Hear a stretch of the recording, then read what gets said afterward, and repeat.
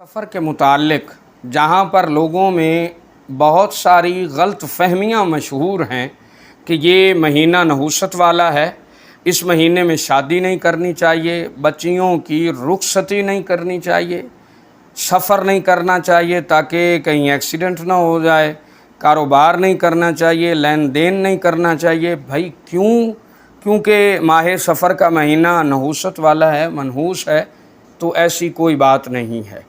یہ تو پہلی بات ہے۔ بالکل اسی طرح جیسے یہ لوگوں میں غلط فہمی مشہور ہے، اسی طرح ماہ سفر کے متعلق لوگوں میں یہ بھی غلط فہمی مشہور ہے کہ اس مہینے کے آخری عشرہ میں سورہ مزمل پڑھنا فرض ہے۔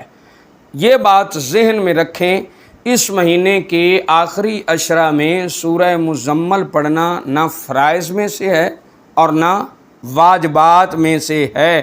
اب مجھے حیرانی ہوتی ہے ان لوگوں پر کہ جن لوگوں سے اگر کوئی ہمارا آج کا نوجوان مسئلہ پوچھ لے کہ اس مہینے کے آخری عشرہ میں میں سورہ مزمل پڑھنا چاہتا ہوں یا سورہ مدثر پڑھنا چاہتا ہوں یا سورہ یاسین پڑھنا چاہتا ہوں، آپ کا کیا خیال ہے، میں پڑھ لوں یا نہ پڑھوں؟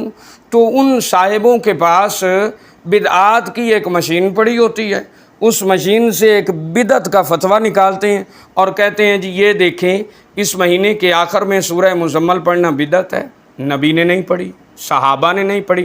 ارے نبی تو ہر وقت قرآن پڑھتے تھے، صحابہ کو بھی تلقین فرمایا کرتے تھے کہ قرآن پڑھا کرو، تو کیا سفر میں انہوں نے قرآن نہیں پڑھا؟ کیا صحابہ نے سفر میں قرآن نہیں پڑھا؟ ہاں، ایک چیز کو یہ نوجوان آج کا اگر مخصوص کر رہا ہے کہ اس مہینے کے آخر میں سورہ مزمل پڑھنا ضروری ہے، تو اس کو بتائیں پیارے بھائی، اس مہینے ماہ صفر المظفر کے آخری عشرہ میں سورہ مزمل پڑھنا فرائض میں سے بھی نہیں ہے، واجبات میں سے بھی نہیں ہے۔ ذرا تھوڑا سا اسلام کے ساتھ اپنا تعلق گہرا کریں بھائی، مضبوط کریں۔ اگر وہ قرآن پاک پڑھنا چاہتا ہے تو اسے پڑھنے کی اجازت دیں، اسے مسئلہ سمجھا دیں کہ فرائض اور واجبات میں سے نہیں ہے۔ ہاں، اگر تم پڑھ لو گے تو اللہ سے ثواب کی امید کی جا سکتی ہے، اللہ تعالیٰ سے رحمتوں اور اس کی برکتوں کی امید کی جا سکتی ہے۔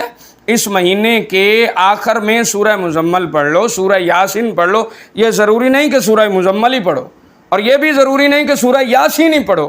اس مہینے کے پہلے عشرے میں بھی قرآن پاک پڑھو، دوسرے عشرے میں بھی قرآن پاک پڑھو، تیسرے عشرے میں بھی قرآن پاک پڑھو، اللہ تبارک و تعالیٰ ثواب بھی عطا فرمائے گا، رب تعالیٰ رحمت و برکات کا بھی نزول فرمائے گا۔ اب اس مہینے میں رزق میں خیر و برکت کا ایک وظیفہ سماعت فرما لیں، اور جتنے بھی وظیفے میں آپ کو بتاتا ہوں ان وظائف کے لیے کچھ شرطیں ہیں۔ وہ شرطیں کیا ہیں؟ آپ کے وہ وظیفے بہت حد تک کامیاب ہوں گے، آپ کو کامیابی مل سکتی ہے، آپ ان شرطوں پہ عمل کریں۔ سب سے پہلی شرط یہ ہے آپ والدین کے فرما بردار رہیں، اماں کا ابا کا کبھی دل نہ دکھائیں۔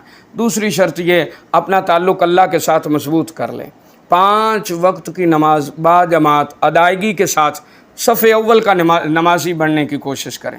آپ 5 وقت کی نماز باجماعت ادا کریں، کسی کا حق نہ کھائیں، کسی کو گالم گلوچ نہ کریں، کسی کو برا بلا نہ کہیں، ماں باپ کی فرما برداری کریں، بہن بھائیوں کے ساتھ، عزیز رشتہ داروں کے ساتھ قطع تعلقی نہ رکھیں، ان کے ساتھ تعلق بنائے رکھیں، تو اللہ تبارک و تعالی آپ کے وظیفوں میں برکت بھی عطا فرما دے گا۔ جس نیت سے آپ وظیفہ کریں گے اللہ تبارک و تعالی آپ کی دعاؤں کو بھی قبول فرمائے گا اور آپ کی نیتوں کو بھی پورا فرمائے گا۔ ماہ سفر کے آخری بدھ کو سورہ علم نشرح لک صدرک ووضعنا عنک وزرک، یہ سورہ مبارکہ، اور اس کے بعد سورہ والتین والزیتون وطور سینین وہذا البلد الامین، اس کے بعد سورہ نصر اذا جاء نصر اللہ والفتح، اور اس کے بعد سورہ اخلاص قل هو اللہ احد۔